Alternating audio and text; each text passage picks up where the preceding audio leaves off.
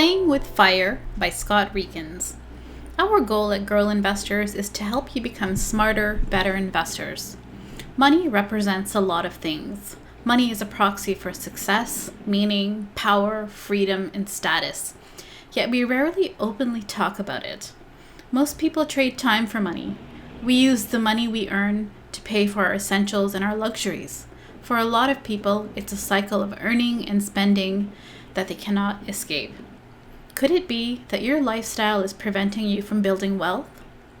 FIRE, F-I-R-E, stands for Financially Independent, Retire Early. This controversial movement is growing in popularity. The idea of financial independence in your 20s, 30s, and 40s is quite a mindset shift for most people who are accustomed to the work until you're 65 and then retire mentality. I wanted to learn more about FIRE, so I picked up this book and I'm sharing my learnings with you. In this video, we will review some of Scott Rieckens' FIRE journey, define what FIRE is, how to achieve FIRE, and some of the mechanics and calculations behind the FIRE concept. I believe he also made a documentary with the same title, but I have not seen that. By the end of this video, all of us will have a much better idea of what FIRE is. Watch all the way to the end to see my thoughts on the FIRE concept. And if this sounds good to you, then click the like button and please keep watching. What is FIRE?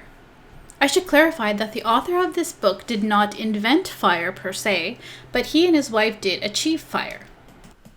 They were both a high-income earning couple living in California in their 30s, and they realized that they didn't want to spend their lives in the 9-to-5 grind and using their high incomes to supplement their consumerism lifestyle. FIRE is a growing community of people of all walks of life and income levels committed to saving aggressively and investing so that they can control their finances and win back time in their lives by no longer having to work at a job. The goal of FIRE is such that you will earn enough passive income so that you no longer have to work a job to pay for your living expenses. Ultimately, FIRE is about financial independence and the ability to live life without depending on a paycheck from an employer. Sound fascinating? Keep watching. In general, people who follow FIRE save 50 to 70% of their income and invest their savings in a low-fee stock index fund and retire in approximately 10 years. So as you can imagine, saving 50 to 70% of your income can be daunting and even unrealistic for some people, especially if you consider the different cost of living across cities in the United States, Canada, the UK, and in other countries around the world. The author acknowledges that spending less is a very difficult part of the FIRE movement, although it is the most critical component, as it so seems. And fascinatingly, there are many ways to save your income, such as in housing, food, and transportation. Overall, though, it seems that your level of saving is up to you and how much you're willing to sacrifice. How much money does it really take to be happy?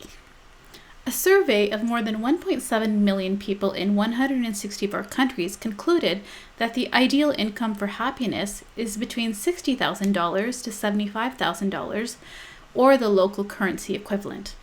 Any additional happiness generated for those earnings greater than $75,000 is fleeting. And I have to say, I've heard these study results many times, and I haven't really scrutinized the paper, so I don't really know the validity of the analysis. And the other thing I'm not sure about is how did they survey 1.7 million people? The 4% rule. According to the FIRE formula, once you've saved 25 times your annual expenses, you are ready to retire. The example given in the book is that if you spend, suppose, $50,000 per year, that would mean that you need to save and invest $1.25 million to retire. You can expect a 5% return on your investments, which for $1.25 million would be $62,500 per year. The author suggests that this is a very conservative assumption because in most years your returns will likely be higher. And if you notice, this is actually more than the $50,000 per year that you actually need as per your current expenditures. If you only withdrew 4% once you retire, meaning that $50,000, it could mean that you have a buffer for inflation and ebbs and flows in the market. Another term for this 4% rule is the safe withdrawal rate, which is based on a Trinity University study. The rule is used to determine the dollar amount a retiree can extract from their savings each year without decreasing their principal amount. In a nutshell, if you save 25 times your annual spending and invest it to receive a 5% return on average after inflation, you can live off of your investments for eternity if you only withdraw 4% per year. Isn't that interesting? Here's the big question: how to save half of your income. The author suggests taking an inventory of your life to figure out what really makes you happy. Chances are it's not the things that you purchase that truly make you happy, but rather the small moments, your children, and time with your spouse and family that make you happy. Of course, this might be different depending on who you are, but I think it's an interesting exercise to do. Most people who pursue FIRE focus on decreasing expenses in the big three, including housing, transportation, and food expenses. In the book, the author reviews the math behind eating out frequently or the expensive vehicle leases. I suggest reading the book and being amused at how much those expenditures add up over time. So here are some ways that you could save some of your income. The author and his family cut down miscellaneous expenses and spending, such as on Amazon purchase, including electronics, clothing, and toys for their child. They also decreased spending on food, such as eating out, and as a result, they cooked more at home and they packed their lunches for work. They also kept a close eye on their membership bills, including the internet, Netflix, apps, and so forth. They became accustomed to free entertainment options, such as going for walks on the beach. They lived in San Diego, and things like potluck dinners with friends. They decluttered their home. They searched for less expensive childcare. They reduced their gas and transportation expenses as much as possible by cycling. And they reduced their spending on vacations and found cheaper housing. And importantly, they looked for ways or side hustles such that they could increase their income. Let's talk about investing in index funds now.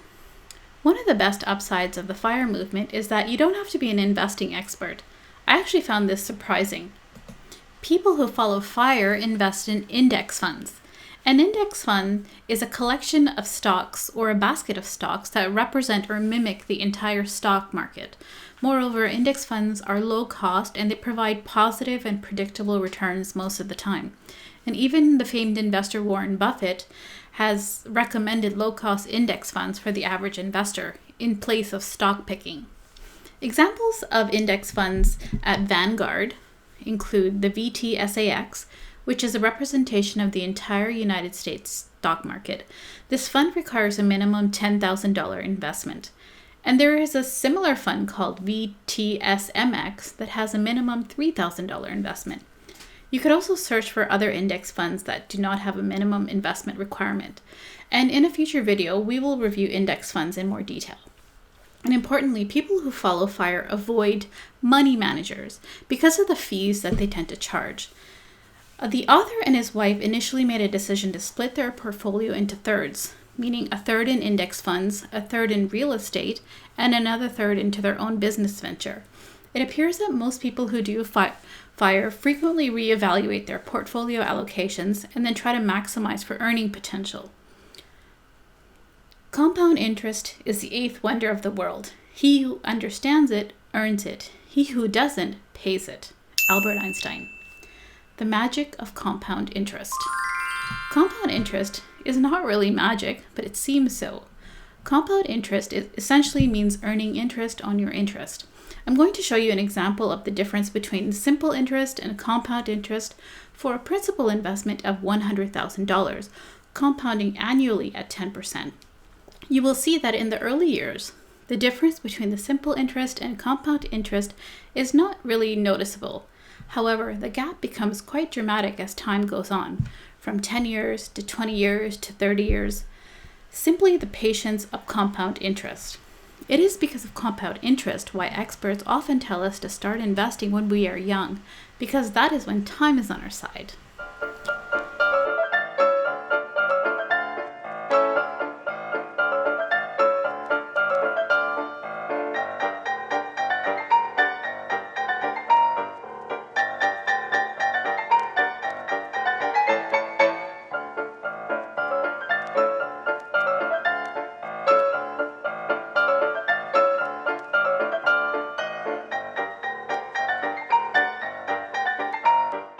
Important life decisions. The author discusses other important life decisions in the book. These include things like, how do you achieve FIRE when you're also trying to save for a home? Which city do you live in to maximize or minimize the cost of living expenses? Where do you take vacations? How do you save for your child's education? Or can you even afford to send your child to college while living such a frugal lifestyle? I believe all of these are very important decisions that you and your family need to consider carefully. And now for my thoughts on FIRE. I actually think it's responsible and smart, if anything, to save more of your money and to seek financial independence through investing.